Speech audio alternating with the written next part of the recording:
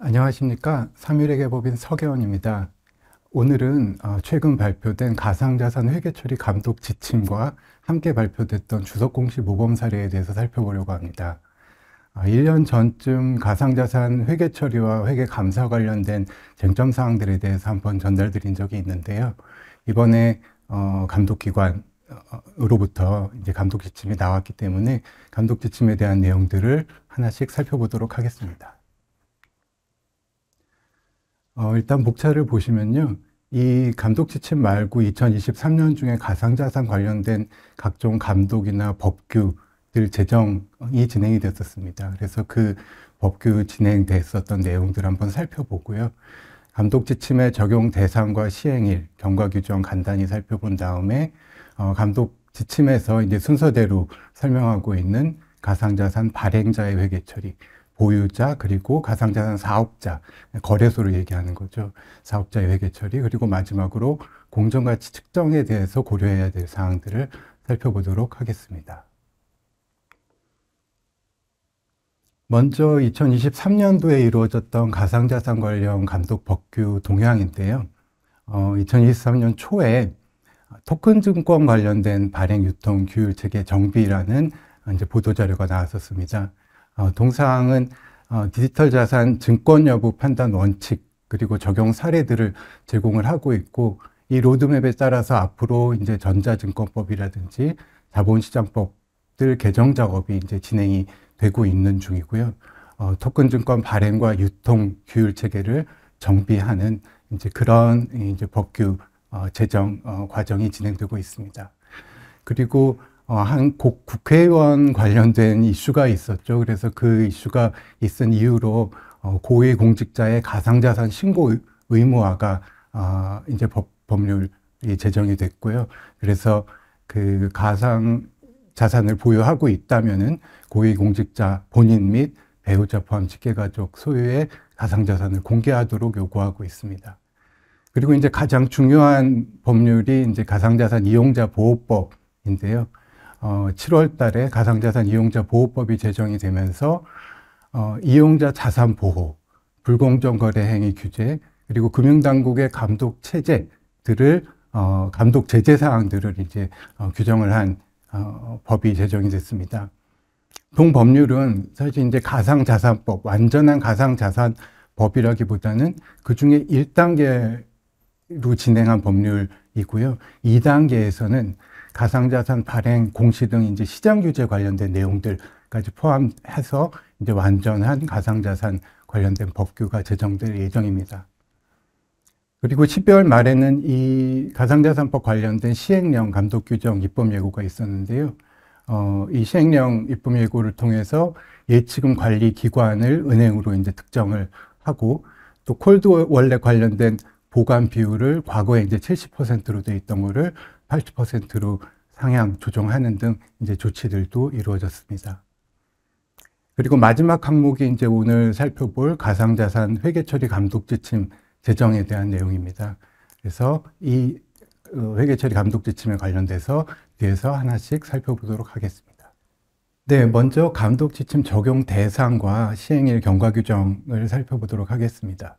적용 대상은, 그러니까 이 가상자산으로 정의하는 부분, 이 감독 지침이 적용되는 가상자산은 이 가상자산 법에서 그 얘기하는 세 가지 요건, 분산 원장 기술, 그리고 암호화, 대체 가능이라는 조건을 충족하는 디지털화한 가치나 권리를 대상으로 한다고 하고 있습니다. 이렇게 얘기하고 있기 때문에 이 대체 가능 하다라는 요건을 충족하지 못하는 우리가 이제 많이 이제 얘기하고 있는 NFT, Non-Fungible Token은 이 가상자산 이용자 보호법, 가상자산 감독 지침의 적용 대상에 포함되지 않게 되고요. 대신 자본시장법상 이제 적용 대상인 그 규율 대상인 토큰 증권은 이 가상자산 감독 지침의 적용 대상으로 포함시켜서 관련된 회계 처리들을 논의하고 있습니다. 감독 지침은 2024년 1월 1일 이후 시작되는 회계연도부터 적용하는 것을 시행일로 하고 있기는 한데요. 이번에 그 연말에 보도자료가 나오면서 조기 적용을 적극 권고한다라는 내용이 이제 포함이 됐기 때문에 기업들은 아무래도 이제 관련된 사항이 가상자산 보유라든지 발행이 이제 중요한 기업들은 아마 조기 적용하시는 거를 고려하는 것이 좋을 것 같습니다.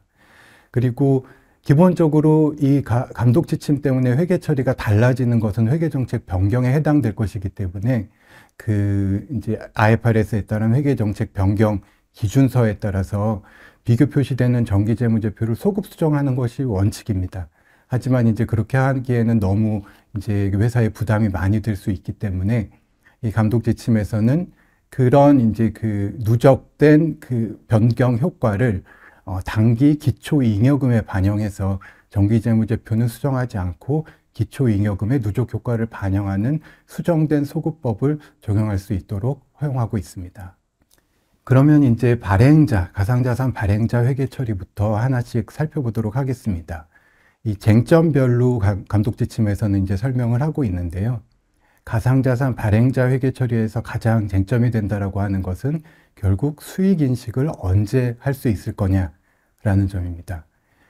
가상자산 발행자가 이 토큰 그 발행 계약 또는 ICO, 그 이니셜 코인 오퍼링이라고 하죠. 국내에서는 이제 금지되어 있지만 이제 해외 자회사를 통해서 이루어진 이런 그 발행 계약이라든지 ICO를 통해서 그 토큰을 발행 이전하고 대가를 수취했을 때 그 수취한 대가에 대한 수익을 언제 인식할 수 있을지가 이제 가장 쟁점이 되는데요. 감독 지침에서는 국내에서 발행되는 토큰들 대부분이 이제 유틸리티 토큰에 해당된다라고 보고 유틸리티 토큰인 거를 거의 전제를 하고 설명을 하고 있습니다. 그렇기 때문에 토큰 수령자를 발행자의 고객으로 보아서 이제 수익인식 기준서 KIFRS 1115호를 적용하도록 하고 있는데요. 그래서 이제 가장 중요한 것은 그런 발행자가 그 토큰 수령자, 결국 고객에게 약속한 수행 의무가 무엇인지를 식별하는 것을 가장 중요한 사항으로 설명을 하고 있습니다. 그래서 이 토큰 판매 계약이라든지 그리고 특히 이 가상자산 발행과 관련돼서는 그 발행 기업이 백서를 발행을 하죠. 백서는 어떤 가상자산과 관련된 그 블록체인의 형성이라든지 플랫폼의 그 구성 그리고 그런 이제 에코시스템의 완성까지 이 가상자산과 관련된 사업을 어떤 식으로 운영해 나갈 건지에 대한 사업계획서에 해당이 된다라고 할 수 있을 텐데요.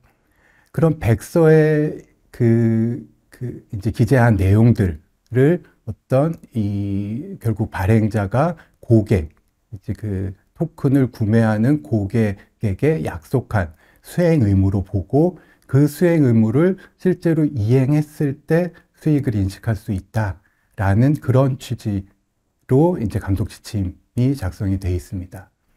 그래서 아래 이제 표에서 보시면은 가상자산의 이전만으로는 이런 코인 관련된 프로젝트의 론칭, 플랫폼의 성공에 대한 어떤 그런 의무를 이행하기 전 단계이기 때문에 가상자산 이전만으로 수익을 인식하는 거는 허용하기 어려운 회계 처리라고 보시면 될 것 같고요. 그래서 가상자산 이전하고 그 대가를 받았을 그 시점에는 계약 부채로 인식하는 회계 처리를 해야 될 것입니다. 그래서 밑에 이제 플랫폼의 구현이라든지 그 백서에서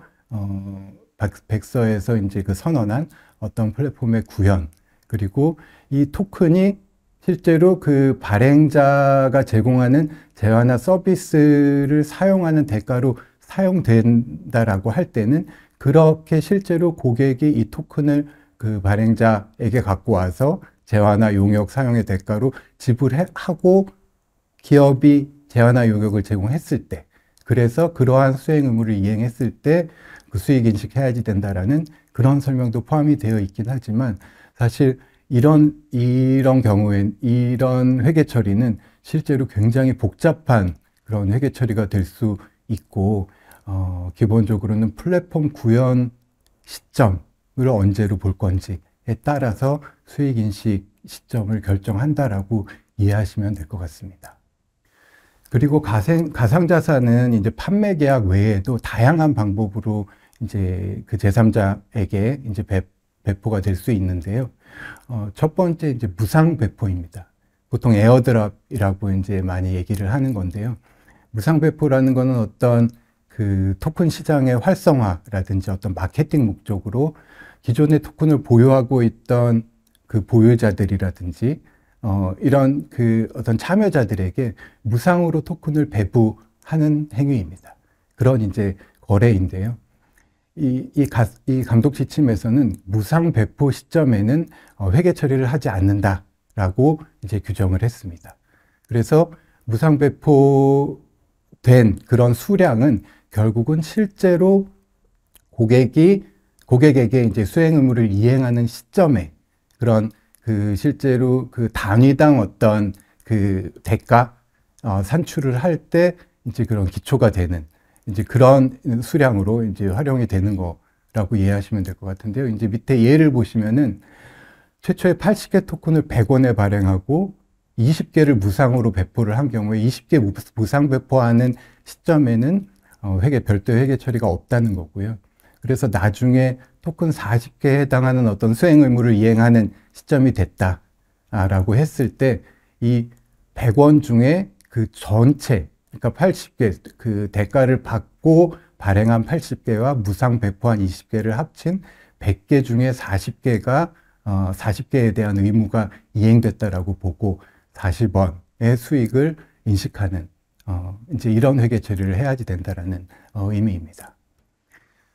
그리고 이제 토큰 발행 기업들은 종업원에 대한 이제 급여나 상여 목적으로도 이 자체 발행 토큰을 지급하기도 하는데요. 이때 이제 그런 자체 발행한 토큰을 지급하는 거래는 토큰 지급 의무를 부채로 인식하고 급여로 회계 처리한다라고 이제 감독 지침에서 규정을 했습니다. 하지만 사실 실무에서 더 이슈가 되는 거는 이렇게 급여로 회계 처리할 때 그 금액을 얼마로 측정을 할 거냐인데 사실 감독 지침에서는 그에 대해서 이제 구체적으로 설명을 하고 있지는 않습니다.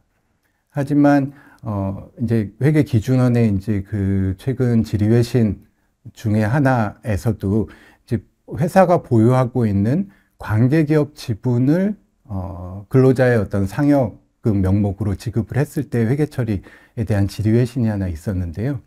그럴 경우에 그 관계기업 지분의 공정가치 또는 장부금액으로 이제 그 상황에 맞게 상황에 적절한 회계 처리를 할 수 있다라는 이제 질의회신이 있었기 때문에 그런 질의회신이라든지 아니면은 기준서에 있는 비현금 대가, 수익기준서의 비현금 대가의 회계 처리를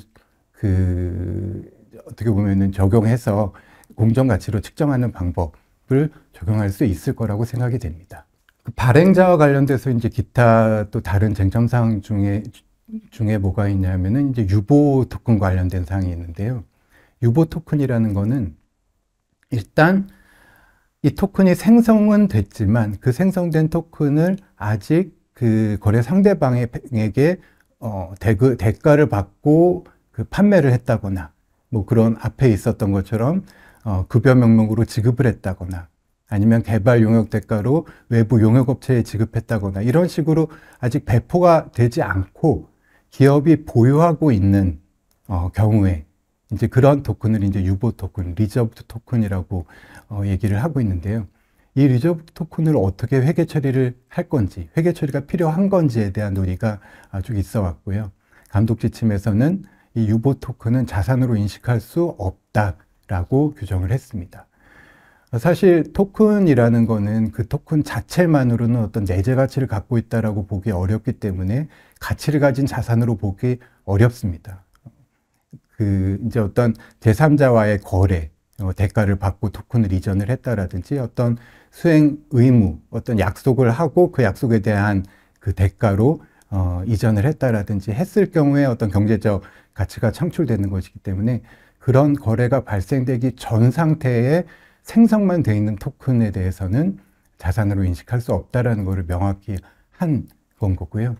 대신에 이제 강조하고 있는 점은 이런 유보 토큰이 향후에 발행이 된다라고 할 경우에, 이제 특히 대량으로 발행이 된다고 할 경우에 그런 그 수량으로 인한 희석 효과로 인해서 기존 토큰의 공정 가치에 간접적으로 굉장히 큰 영향도 미칠 수 있는 그런 상황이 있을 수도 있기 때문에 그 유보 토큰의 수량과 향후 배분 계획을 주석으로 공시하도록 요구하고 있습니다.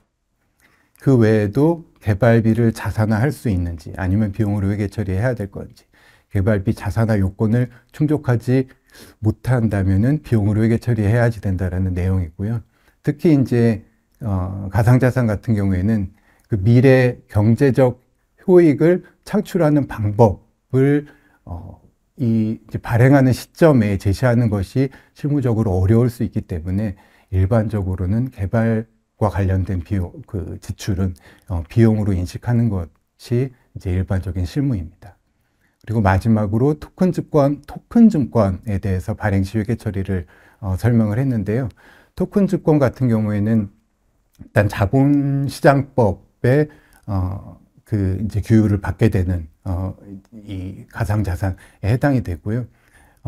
그런 점을 고려해서 실제로 토큰 증권, 발행된 토큰 증권이 금융 부채나 자본 요건을 충족하는 금융 상품인지를 먼저 분석을 하도록 하고 있습니다. 그래서 향후에 현금이나 금융자산을 인도하기로 하는 계약, 그런 의무이기 때문에 금융 부채에 해당이 되는지, 아니면은 기업의 자녀재산 청구권을 보유하게 되는 이제 이 가상자산을 획득하는 자가 자녀재산 청구권을 보유하게 되는 경우에는 또 자본으로 분류할 수 있지만, 이제 그렇게 하기 전에 정말 이런 기준서에서 요구하는 금융자산의, 금융상품의 요건을 충족하는지를 먼저 면밀히 분석을 해야지 된다라고 강조하고 있습니다. 네, 이번 슬라이드에서 보여드리는 내용이 가상자산 그 주석 공시 모범 사례에 있는 사례 중 일부입니다. 이제 다양한 사례들을 이제 모범 사례에 포함을 시켜 놓고 있고요. 특히 이제 발행자 관련돼서는 무상 배포라든지 가상자산 수익 인식의 회계 정책을 이제 명확히 이제 공시하도록 하고 있고, 또 이제 발행 관련된 위험, 이제 이 가상자산의 어떤 고유한 이제 그 위험들을 주석으로 또 공시하도록 요구하고 있습니다. 그리고 유보 토큰, 아까 설명드렸던 그 유보 토큰 관련된 회계 정책, 그리고 그 실제 그 유보 물량, 보유하고 있는 유보 물량이라든지 향후 발행 계획들을 이제 같이 공시하도록 요구하고 있습니다. 그럼 다음으로는 가상자산 보유자 회계 처리를 살펴보겠는데요. 가상자산 보유자 첫 번째 이제 회계 쟁점은 그 가상자산을 최초 취득했을 때 그 취득 원가를 어떻게 측정해야지 될 거냐 하는 점입니다. 물론 이제 대가를 지급하고 유상으로 취득한 경우에는 당연히 구입 가격에 이제 부대 비용을 가산한 금액을 취득 원가로 인식을 하면, 측정을 하면은 되는데요. 그거 외에 이제 노드 운영이라든지 용역 제공 대가, 무상수령 여러 가지 방식으로 이제 취득을 할 수 있기 때문에 그런 사항들에 대해서 감독 지침에서 규정을 했고요. 첫 번째 유상 취득 중에서 조금 이제 주의하셔야 할 사항이 발행자 입장에서 유상 취득하는 경우, 그러니까 자체 발행한 토큰을 유상으로 다시 재취득하게 되는 그런 경우에 회계 처리를 설명을 하고 있습니다.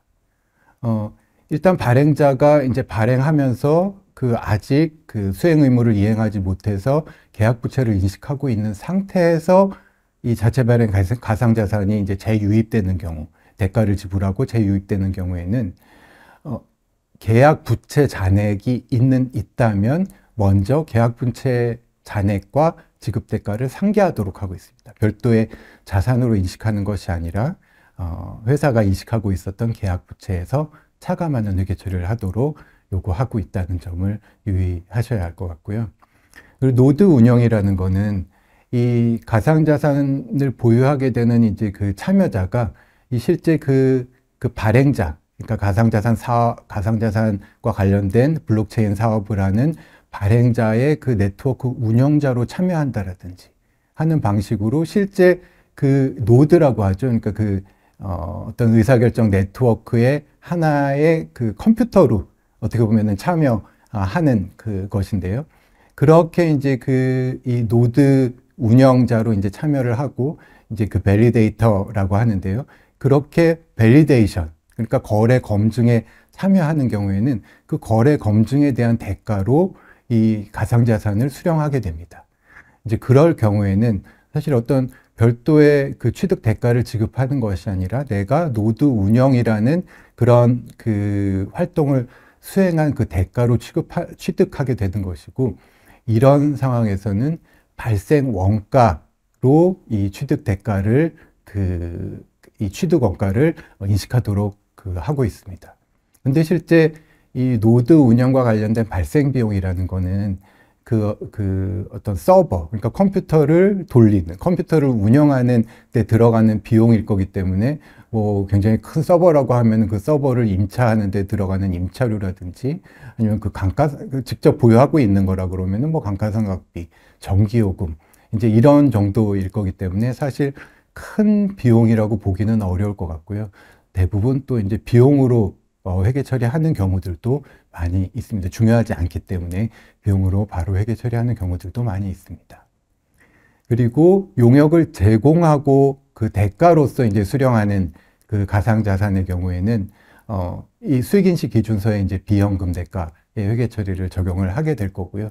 그래서 그 수령하는 대가, 그러니까 가상자산의 공정가치로 측정을 하거나 그런 공정가치를 합리적으로 추정할 수 없는 경우라고 한다면은 그 제공하는 재화나 용역의 개별 판매 가격으로 측정하는 방식으로 회계 처리하도록 하고 있습니다.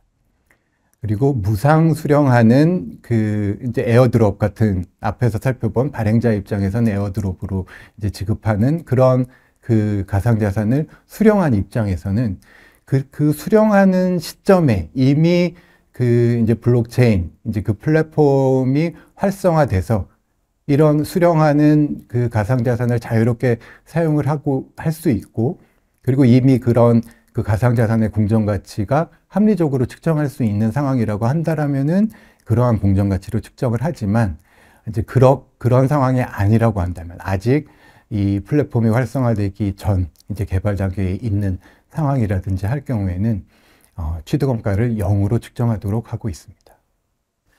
가상자산 그 보유자 입장에서 보유하고 있는 가상자산의 후속 측정 회계 처리는 이제 가장 어떻게 보면은 이제 가상자산 회계 처리 중에 그 정착화되어 있는 부분이라고 할 수 있을 텐데요. 이미 IFRS 해석위원회에서 이제 안건 결정을 통해서 이 어떤 회계 처리, 어떤 분류, 어떤 회계 처리가 요구된다라는 거를 이제 그 제시를 하고 있기 때문에 잘 아시는 것처럼 대부분 무형자산으로 회계 처리를 하고 있습니다. 그렇지만 이제 그 무형자산으로 분류를 할 경우에 사실 무형자산은 두 가지 회계 처리 방법이 가능하죠. 그래서 원가 모형, 재평가 모형이 다 적용할 수 있는데, 선택해서 적용할 수 있는데 항상 선택할 수 있는 것은 아니고, 재평가 모형 같은 경우에는 그 자산의 활성 시장이 존재할 경우에만 적용이 가능합니다. 따라서 가상자산 같은 경우에도 그 가상자산의 활성 시장이 있는 경우에, 그러니까 실제로 가상자산이 거래되는 그 이제 거래소 시장이 활성 시장의 요건을 충족하는 경우에만 재평가 모형을 적용할 수 있다라는 점을 유의하셔야 하겠습니다. 그리고 재고자산 같은 경우에는 일반적으로 취득원가, 그리고 순실현 가능 가치가 낮은 경우에는 순실현 가능 가치로 회계 처리하도록 하고 있지만, 특별한 경우에 이제 공정가치에서 처분 부대원가를 차감한 순공정가치로 회계 처리하도록 허용하는 경우가 있습니다. 지금 여기 설명하는 것처럼 이런 그 자산을 일반 상품, 커머디티처럼 매입 매도하는 중개기업으로서 단기간에 이제 매도해서 이제 가격 변동 이익이나 중개 수수료를 이제 획득할 목적으로 이제 사업을 하는 그런 중개기업 입장에서는 이 순공정 가치로 이 가상자산을 측정할 수 있다. 그렇지 않은 경우라고 하면은 재고자산인 경우에는 이 취득원가, 순실현 가능 가치 중 낮은 금액으로 측정하는 원가, 취득원가법을 적용을 해야 할 것입니다. 가상자산 보유자의 주석 공시 내용들은 이제 뭐 이 발행자나 가상자산 사업자 이제 그 거래소 입장에서도 다 가상자산들을 보유하고 있을 거기 때문에 모든 경우에 이제 적용되는 이 주석 공시 사항이라고 보시면 될 것이고요. 그래서 여기 이제 그 몇 가지 뽑아서 보여드리는 거는 무상수령한 취득원가 회계 정책이라든지 가상자산의 보유 현황과 가상자산의 그 보유하고 있는 가상자산 관련된 위험들. 그래서 이 가상자산 관련된 사업 위험, 이제 불확실성이 큰 사업의 그 특성을 이제 주석으로 공시를 하도록 하고 있고, 그 거래소의 위험, 그러니까 거래소가 해킹돼서 내가 보유하고 있는 그 가상자산이 거래소에 위탁돼 있을 경우에 그 갖게 될 위험, 그리고 가격 변동 위험에 대한 내용들을 또 이제 사례로 제시하고 있습니다. 그래서 가격 변동 위험과 관련돼서는 민감도에 대한 부분을 기중의 가상자산 최고 가격, 최저 가격들을 공시함으로 인해서 이 가격 변동성, 그 민감도에 대한 내용을 공시할 수 있도록 그렇게 사례를 제시하고 있습니다. 그리고 오른쪽에서 보시는 표처럼 이 취득 현황, 그리고 그 처분 현황, 그리고 뭐 손상이라든지 그 원가법 적용했을 때의 손상이라든지 이런 내용들을 이런 표 형식으로 공시할 수 있도록 사례를 또 제시하고 있습니다. 그리고 이제 발행자, 보유자, 그리고 마지막으로 사업자의 회계처리인데요. 사업자라고 하고 지금 여기 이제 거래소라고 가로를 쳐놓고 표시를 했는데, 사실 여기서 이제 가상자산 사업자라고 하는 거는 가상자산을, 그러니까 고객의 가상자산을 위탁해서 보관하는 그런 사업을 영위하는 그런 사업자들을 얘기하신다고 보면 될 것 같습니다. 그래서 거래소도 거기에 이제 포함이 되는 거겠죠. 그래서 가장 중요한 쟁점은, 가상자산 사업자와 관련된 가장 중요한 쟁점은 고객이 위탁한 토큰을 어떻게 회계 처리할 것인지에 대한 내용입니다. 이 가상자산 사업자, 특히 이제 거래소 같은 경우에는 사실 국내 가상자산 거래소는 다 이제 비상장 기업들이죠. 그래서 사실 이제 가상자산 이 감독 지침을 처음에 이제 안이 나왔을 때는 상장회사를 적용 대상으로 해서 적용하는 것으로 이렇게 안에서 이제 소개를 하고 있었지만, 최종 발표를 하면서는 외감 대상 기업 전체에 적용을 하도록 그렇게 이제 최종 그 감독 지침에서 밝히고 있습니다. 그 이유가 아마도 이제 그 가상자산 거래소 등이 모두 이제 상장 기업이 아닌 비상장 기업이기 때문에 이제 가상자산 거래소들이 동 감독 지침에 따른 회계 처리를 하도록 요구하기 위해서 이제 그렇게 이제 그 적용 범위를 이제 규정을 한 것으로 보이고요. 그럼 이제 그 고객이 위탁한 그 토큰과 관련된 회계 처리 쟁점이 무엇인지 살펴보겠습니다. 가장 이제 그 쟁점이 되는 것은 이 고객이 위탁한 그 토큰을 가상자산 사업자의 재무제표에 자산부채로 인식을 할 것이냐, 아니면 주석으로만 공시할 것이냐 하는 부분입니다.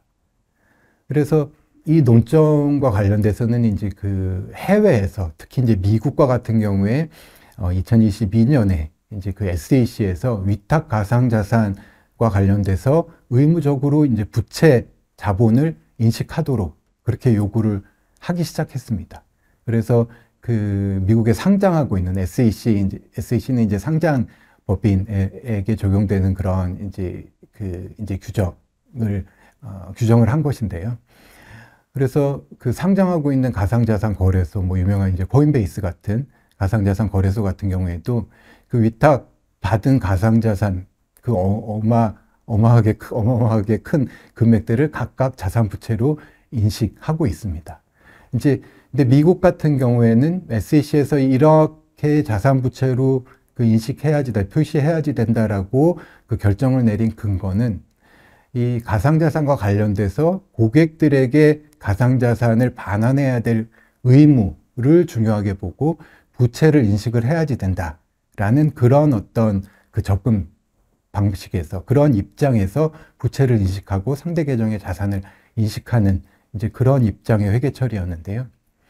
우리 감독 지침에서 취하고 있는 어떤 입장은 여기 설명하는 것처럼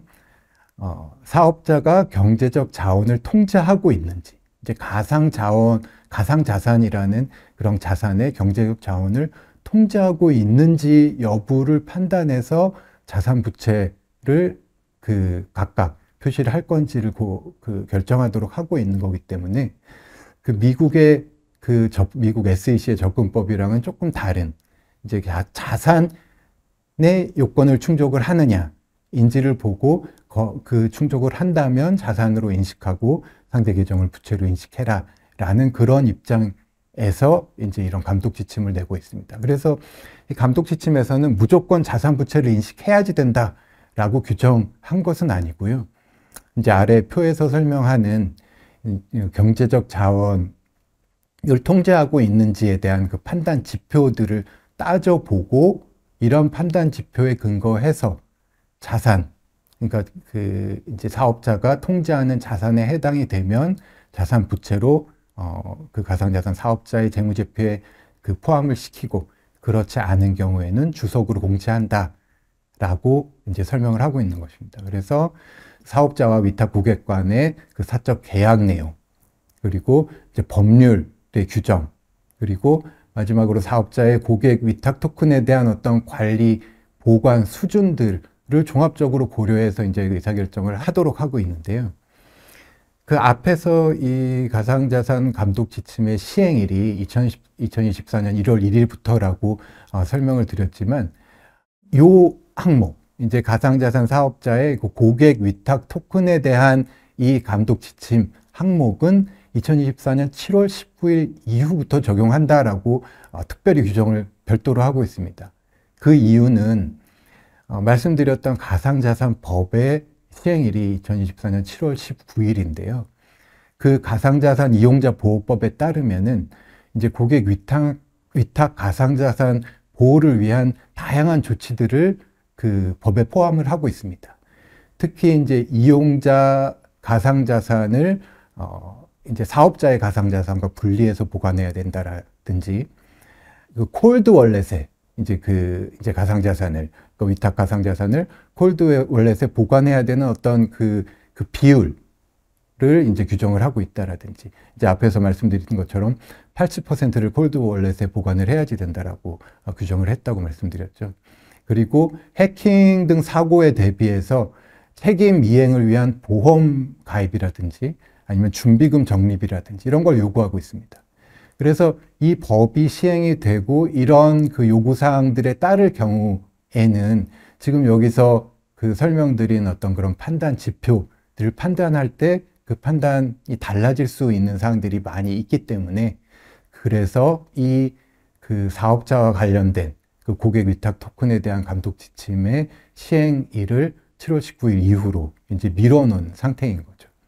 그래서 이제 분기 재무제표로 따지면 3분기 이후 재무제표, 그러니까 연차 재무제표부터 거의 이제 적용하는 그런 내용이라고 이해하시면 될 것 같습니다. 그래서 가상자산 사업자의 주석 공시 모범 사례는 대부분 이 고객 위탁 가상자산과 관련된 내용들입니다.